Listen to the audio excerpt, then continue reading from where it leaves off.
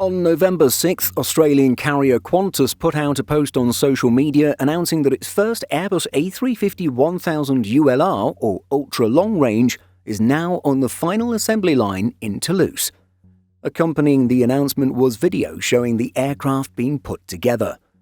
As highlighted by the carrier, it's a significant step in Project Sunrise, which will link Australia's east coast with London and New York. We examine the latest news and what is known thus far about the jet for today's video. There's still a lot of time before this A350-1000 enters service, but it's certainly nice to see progress and get an update. Qantas's November 6th post gives us a glimpse of its first A350 during the assembly process. Qantas says in its post that all key airframe components, including the forward, centre and rear fuselage sections, have come together, along with the wings, tail section and landing gear now attached. This wide photo here shows the aircraft assembled with everything except its Rolls-Royce Trent XWB-97 engines. Other photos are close-ups of the airframe and wings. Checking out this photo in particular, we can see 707 printed/painted on the front section. This reminds us that the A350-1000 has manufacturer's serial number MSN 707.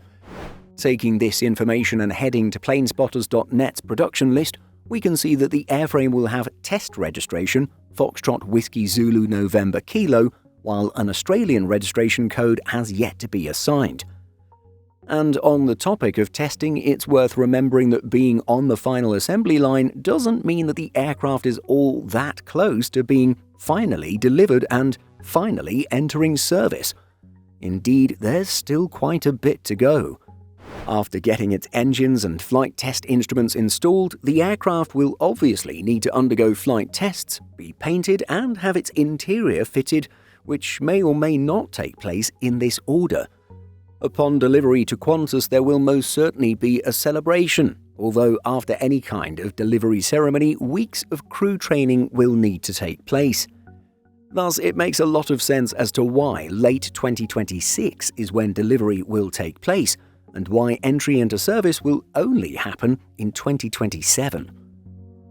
And so, in over a year's time, the first Project Sunrise flights will, according to Qantas, quote, conquer the final frontier of long-haul travel with non-stop flights between Australia's east coast and London and New York. The jet is due to be fitted with the following classes and seat quantities: 6 seats in first class, 52 in business, 40 for premium economy, and finally 140 for economy. Are you excited to see this first aircraft take shape and eventually be delivered to Qantas? Let us know by leaving a comment. In addition to our daily YouTube videos, Simple Flying publishes over 150 articles every week. If you're looking for the latest aviation news and insights, visit simpleflying.com.